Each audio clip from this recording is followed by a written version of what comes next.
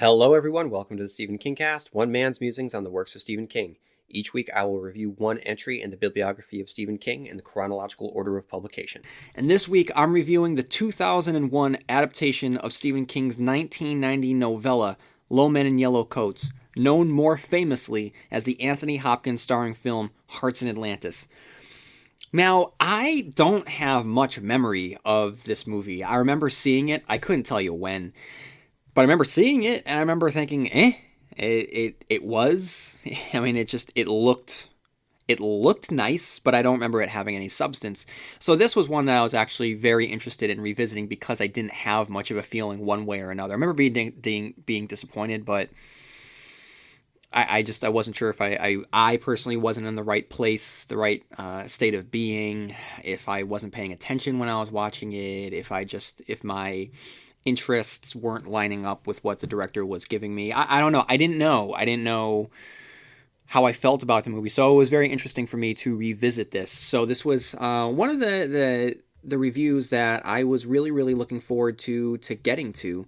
But before I get into the review itself, I just want to share a listener email. And this unnamed listener writes, "Hi, I just want to say I really enjoy your podcast and will be leaving a 5-star review on iTunes. Just listened to a bunch of episodes, including the one on Night Shift. Sorry about the overly long analysis which follows, but this story stands out among all of King's work to me. When I read this at about the age of 11, it didn't feel right for months, and afterward, my closet door had to be closed at all times. I can't think of any book, film, or TV show that ever frightened me to even 1% of the boogeyman before or since, and I'm not really sure why either.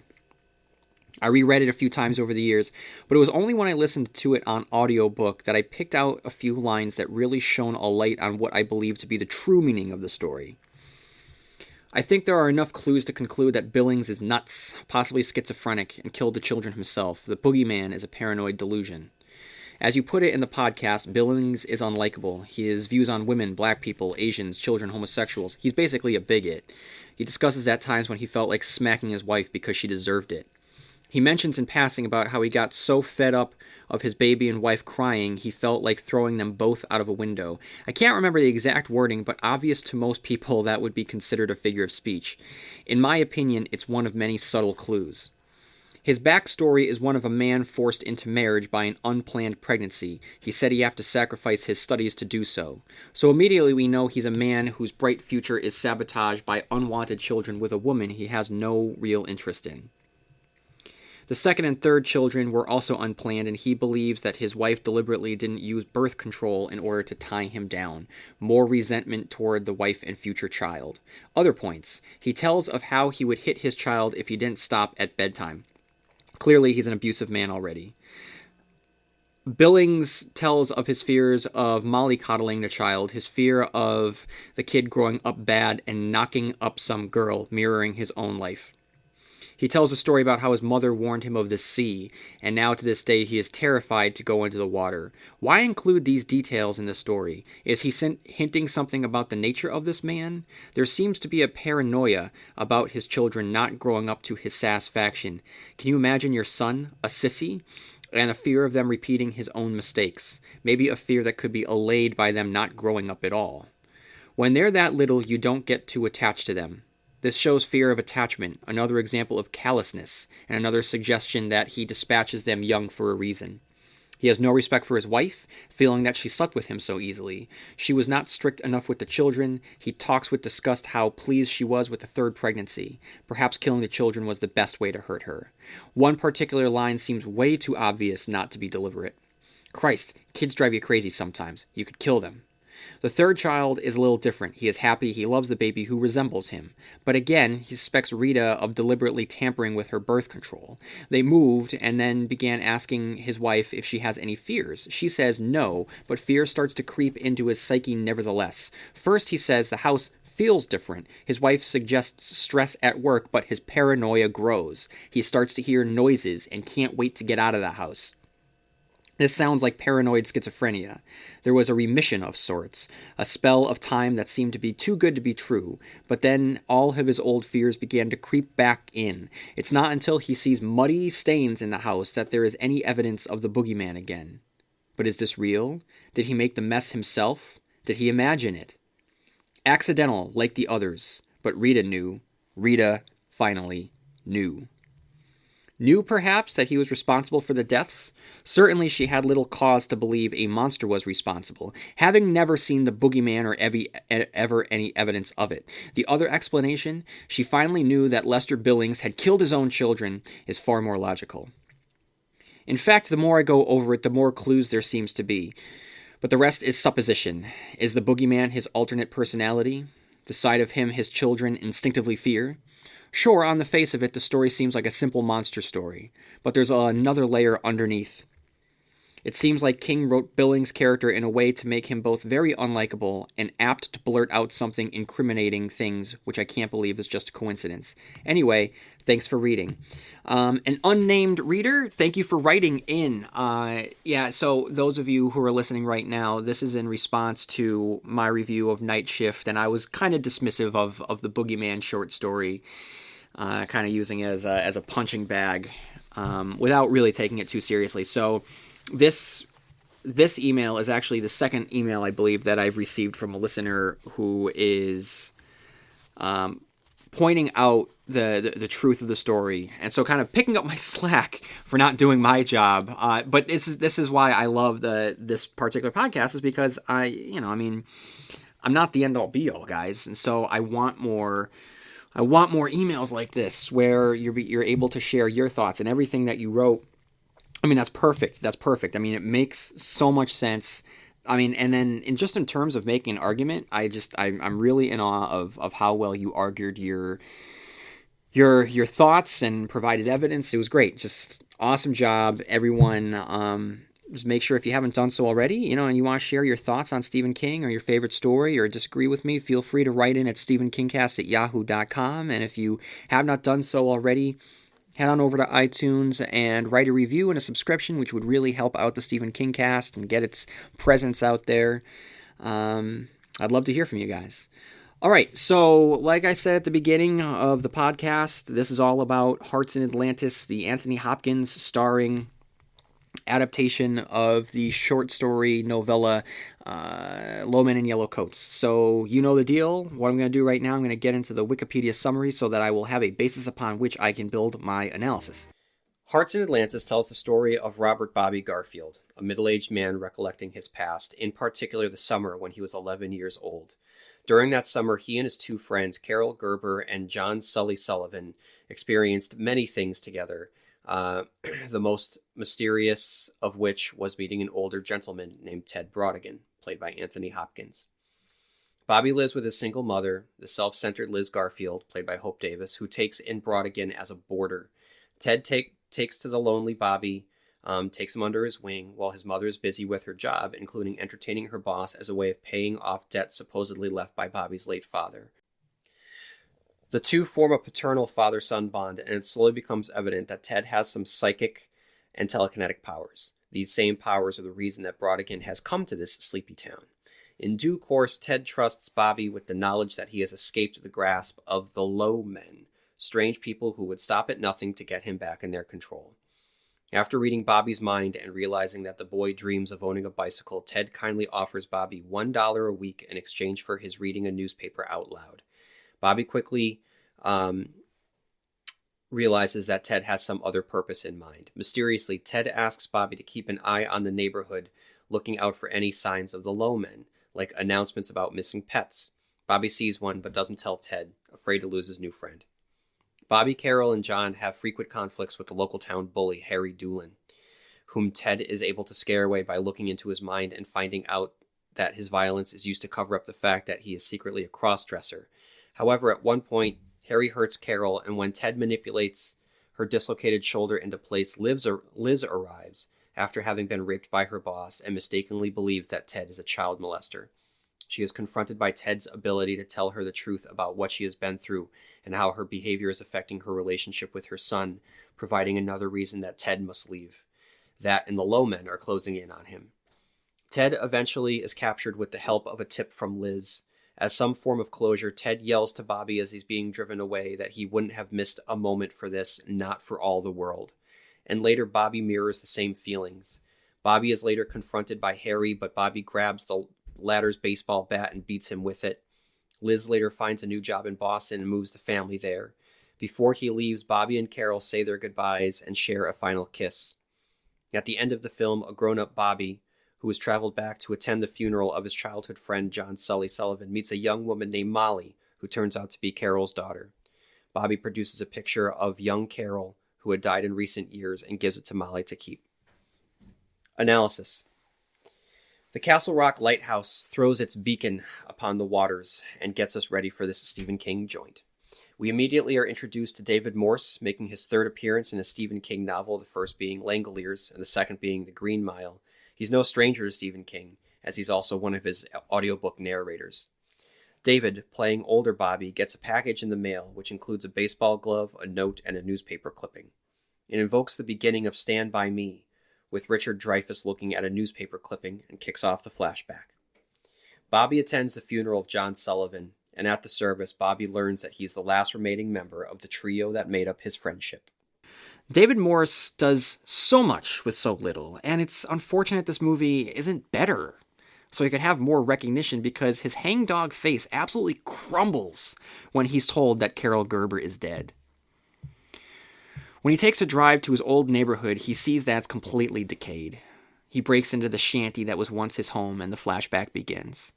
It's the 1960s. Young Anton Yelchin plays a curly-haired Bobby Garfield. His mother, played by Hope Davis, gives him what she can, a library card and some mother's guilt of the life that she's been left behind from his father. Immediately after, we are given the scoop about his absentee father. His real birthday present arrives on the stoop. Anthony Hopkins, his new father figure, Ted Brautigan. We then meet Carol Gerber, the character we'd just learned that had died. I would have preferred that her introduction was more memorable. I think it should have been built up to accommodate a character that is meant to mean something to our main character. It would have gone a long way in placing us in Bobby's shoes. We then get the tried and true method of establishing the past, music of that particular era. In this case, it's Chubby Checker's The Twist, one of history's only songs to have a sequel. Anyway, the song plays over our meeting of Sully John, another character who is dead, whose introduction, similarly, is lackluster. He's dressed like River Phoenix from Stand By Me, and this connotation isn't going to fool us into liking him automatically. The filmmakers are going to have to work for that. Later, Bobby, sporting a bow tie, is stood up by his mom, who has to stay late. The director wisely adds a sinister edge to this, providing an insidious flavor that makes the story that much sadder. Though he stood up by his mother, he spends time with his surrogate father, Ted. It's a nice little scene on the porch, talking about the importance of books and time without it ever edging into melodramatic territory. It ends with a whimsical beat, when Ted tells Bobby he might get that bike. Bobby, having never uttered this desire, is surprised to hear it. Ted covers by comically leaning out of the door through which he'd just entered, and says that every boy wants a bike. Which cuts to the platters, "Only you," while Bobby watches the bike spin in a shop window. Now, it's a nice touch to incorporate the platters as heavenly shades of night are falling. I'm sorry, that's not the title. As Twilight Time played such a large part of King's book, Hearts in Atlantis. Ted helps out Bobby by hiring him to read for an hour a day and asks him to keep his eyes open for low men. The request is so matter-of-fact, if you phased out, you might miss it. They then talk about it, Ted describing the low men. The description is neat if you pretend that the low men are the Cantoi from the Dark Tower series, as they are in the short story Low Men in Yellow Coats. The description fits the low men a lot better if they are of supernatural origin. In the movie, they're not. They're just G-men. So the descriptions don't add up. But it is a fun description, nevertheless. Bobby agrees to keep a lookout, and when Bobby explains to Mom that he'd been reading to Mr. Brautigan, Mom has some concerns. It shows that she might not be the mom that Bobby wants, but it also shows that she isn't entirely awful. She has a motherly instinct, and she loves her son, and she's doing what she can to keep afloat. Sometimes what she has to do isn't what she would want. She later asks Bobby if Ted is doing anything inappropriate, so it's clear they want to demonstrate that she is a caring, loving mother. The director does a great job at showing us that time is passing, not through a montage or forced exposition, but simply when Carol and Mrs. Gerber walk by and Carol and Ted exchange familiar hellos to each other. It shows that Ted has been there for a while at this point. We then get another soundtrack-heightened having fun summer sequence.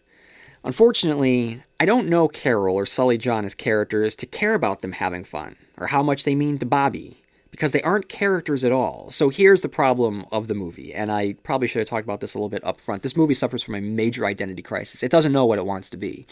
In the novel, King is able to balance the major themes of exploring the earliest incarnation of the baby boomers when the baby boomers were still children, and what that meant from a thematic standpoint about his generation. So he was able to balance that with the story of young love, of the end of childhood and the beginning of adulthood, of friendship, of absentee fathers, of a dark and dangerous adult world. He was able to do all of that in his novella. The director, whose name I don't know off the top of my head and I don't have it in my notes, or William Goldman, and I'll get more about William Goldman in my review of the Dreamcatcher movie. But William Goldman or the director don't know how to balance this. This movie is just a sloppy quilt of better Stephen King movies, unfortunately, including actors. David Morse is from better Stephen King movies, The Shawshank Redemption. The opening narrative with him in the present, like I said, it's just very much Stand By Me. It doesn't know what its thesis is here, whether it is the exploration of a friendship as that friendship heads into the end of childhood, or whether or not it is about a father and son or a mother and son. And it tries to be all of them, but it doesn't have at any point a center, and because of that it loses any sense of cohesion. And so these little montages that we get don't do anything, because at no point do we ever get to know Carol, and especially Sully John. He's nothing. I don't even know if he has any words in this movie. So this, unfortunately, yes, I'm glad that we get some nice music to set the time period, and we get to see kids romping and having a ball. Wonderful, but it doesn't do anything for the overall story that's trying to be told here. So then Bobby and Ted have a conversation about football. Ted and Bobby's dad linked together by having attended the same game. It further establishes that Ted is now the father figure, and it scenes like this, for everything that I just said about this movie not working, it's scenes like this that I wish were in more movies. This doesn't really add to anything. It doesn't really do much. There is a little bit of a payoff later on, and there doesn't even need to be. But here, it really is just characters talking to each other. And with this specific scene, it's a great scene for Anthony Hopkins, because it allows Anthony Hopkins to be Anthony Hopkins. He's able to sell this story and place us there at this game. It's wistful, and it's imaginative, and it's descriptive, and it's powerful, and it's a very, very quiet scene, but there's so much emotion to it. And what's great about this particular scene is how Ted hooks Bobby by filtering it through the perspective of his father. Bobby then realizes that if he does spot the low men, it means that Ted will have to leave. This scene was everything. This was a great and wonderful scene, and for all of the faults that I have with this movie, the fact that this scene is included shows that there was at least an attempt to make it more than it wound up being. Bobby's mom then gets a phone call which causes her to break down into tears, which she tries to hide from Bobby. Bobby soon learns that she'll have to go to work on a Saturday. Bobby and Carol then frolic through the woods and talk about the upcoming fair. As they head through the woods, we see the shadows of low men exploring a tunnel. Soon after, Bobby finds Ted in a dreamlike state. We then spend some more time with the kids. So you know what that means? Another time period song. So again, I love the song selections, but it's taking the place of character building. We aren't learning anything about these characters. The only thing that we learn about is Bobby, who we learn has absorbed some of Ted's abilities when he continues to beat Alan Tudyk's huckster card player. But the other characters don't learn anything because of these little montages that we get. So Bobby and Carol then have their first kiss on the Ferris wheel. Kid actors, guys. Kid actors. Now, unless you get the right ones, watching them try to convey heavy dialogue is painful. This scene is brutal. You know, it's a sweet little moment in the novella, and this is just heavy-handed and clunky, and it's just one of those, you kind of groan. It's like a I don't know, like a middle school or elementary school talent show where the kids are just kind of bumbling around on stage without much talent. It's the same thing here. Or, you know, like American Idol, when you get that one person that's auditioning that clearly cannot sing, and you just wonder why there weren't people in their lives to tell them that they should never audition for this. It's the same thing. It's bad. It's really bad. Anyway, later the three kids and Ted hang out on the porch in a nice little scene. And as Bobby and Sully dicker over the baseball glove, Ted speaks to Carol about the magic of being young. It's great to see Anthony Hopkins deliver these lines, and he sells the emotion. But they just fall flat because he might as well just be speaking into the air. Because what's the point? I mean, it doesn't go anywhere. It doesn't mean anything. Hope Davis then tells Bobby that she'll be going away for the weekend for a seminar and ropes Ted into taking care of Bobby. Bobby and Carol are then bullied by the neighborhood jerks. And there to save the day is Ted, who appears out of nowhere, who can see right through them. And Hopkins is so cool in this scene.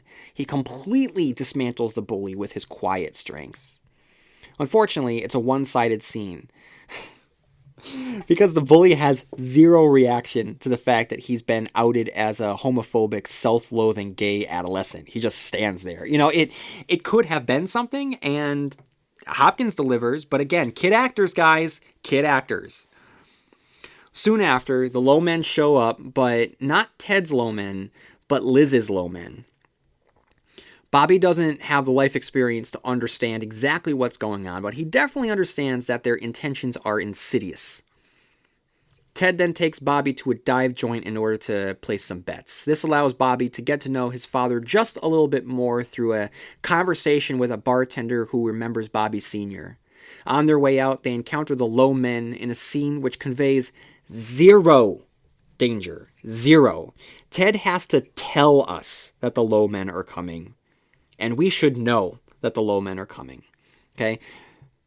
I've mentioned this before on the podcast, and it's just one of those very basic storytelling commands that you need to show, not tell. So if you can't convey that the low men are coming, and you can't convey that there's danger along with it, then telling us is not going to do the job for you. So when Ted has to really spell out exactly what's going on, it comes with zero suspense, zero anything. It just falls flat. And then we get the scene which confirms our worst fears about what Liz is forced to endure. She's cut off during a phone call with Bobby and raped by her boss, and it's very, very uncomfortable. Bobby then discovers in the newspaper that Ted is a psychic on the lam from J. Edgar Hoover. He and Ted discuss it, and how much of a burden it is for Ted. As Bobby runs through town, tearing down the missing animal pictures, there's a brutal montage of Liz's rape and the bully's attack on Carol. And it's tough to watch. It really is, for so many reasons. You know, especially the acting between the kids when Bobby finds her in the woods. Again, kid actors. Regardless, Bobby demonstrates strength by carrying Carol on his back to help. Bobby finds the strength from remembering Ted's retelling of the famous football game. So like I said earlier, it does come back into play. It didn't have to. I mean, you don't need Ted's narration at this point. We could have just seen Bobby being strong. Anyway, Liz returns at really the worst possible time, sees an injured Carol, and blames Ted. Ted then becomes the stand-in for every man that's ever hurt her and is forced out of the house. Later that night, Bobby spots his mom informing the low men about Ted's whereabouts. Bobby, having no choice but to save his friend, sneaks out to warn him. But it's too late. Bobby is nabbed by the low men and whisked away. Ted and Bobby share a goodbye through a car window, Ted remaining as positive as possible. Bobby runs home and confronts his mother about it. Bobby then gets into a fight with the bully and puts him in his place. Later, Bobby and Liz reconcile. Bobby tells Carol he loves her, and that's it for them. Flat. Just flat, devoid of any emotion. Bobby and Liz then head off to start their new life in Boston. Then, David Morse, in the present, back on the porch he'd spent with Ted, then interacts with Carol's daughter. It's really too bad. I mean, this should be meaningful, but it just doesn't add up to anything. I mean, like I said, what is this movie supposed to be about? I don't care about the Carol-Bobby relationship, and there's no emotion in this Ted-Molly scene. I'm sorry, or Bobby-Molly scene. I guess an outsider coming in to heal the child, just like Ted has done, kind of makes sense. But whatever, it's flimsy. When he tells her that Carol had the heart of a lion, no, it rings false. Nothing about her performance conveyed that. Nothing. And then David Morse narrates over young Bobby riding his bike. Boom, the movie's over. Smartly, Smoke Gets in Your Eyes starts playing. And I would rather have done a podcast reviewing how this is probably the most beautiful song ever recorded. And whenever I hear the song, I always immediately think of the 1990s Richard Dreyfuss Ghost Story. Always. I don't know if you have ever seen that movie. I don't know if it's actually good or not. Did Spielberg do it? Did Steven Spielberg direct it or just produce it? I don't know, but who is it? It's Richard Dreyfuss, and it's John Goodman and Holly Hunter. And what Richard Dreyfuss is a hotshot pilot who puts out forest fires, and he dies, and he and Holly Hunter are in love, and then his ghost helps her to move on. And I remember it being very, very sweet and poignant. I don't think that it probably doesn't hold up. And it was Spielberg. Spielberg did direct it. But anyway, this song is the emotional core of that movie, and so whenever I think of Smoke Gets in Your Eyes, I always think of that movie. And you know what? I would have rather have watched Always, even if Always is not as good as I remember it, than have to watch Hearts in Atlantis, because this movie kind of sucks. Anyway, specifically about this movie, I mean, like I said, it focuses on the relationship between Anthony Hopkins and Bobby, but the movie isn't. It just doesn't know. It doesn't, I mean, clearly Anthony Hopkins is the draw. So you want to have this be a father and son relationship, but the movie focuses on Bobby and Carol. So nothing about it lines up. Nothing about it ever really seems to work. Just kind of a mess. It's kind of a mess. Anyway, so let's talk just very, very quickly about Ted movie versus Ted book. I guess my question is Anthony Hopkins too academic for this role? I mean, I know that he has always had a scholarly, intellectual, erudite quality about him. But there's something about Ted from the book that kind of has some rough around his edges that Anthony Hopkins just doesn't have. With Anthony Hopkins, there's just something up and up about him. I just wonder what it would have been like if you had cast someone a little bit more, I don't know, not necessarily like, I would, if I'm going to consider Anthony Hopkins black and white, he's good. He's a good man. What about someone that was a little more gray shaded? Like a John Slattery. I don't know why he's coming to mind. I think that I also recommended John Slattery for the role of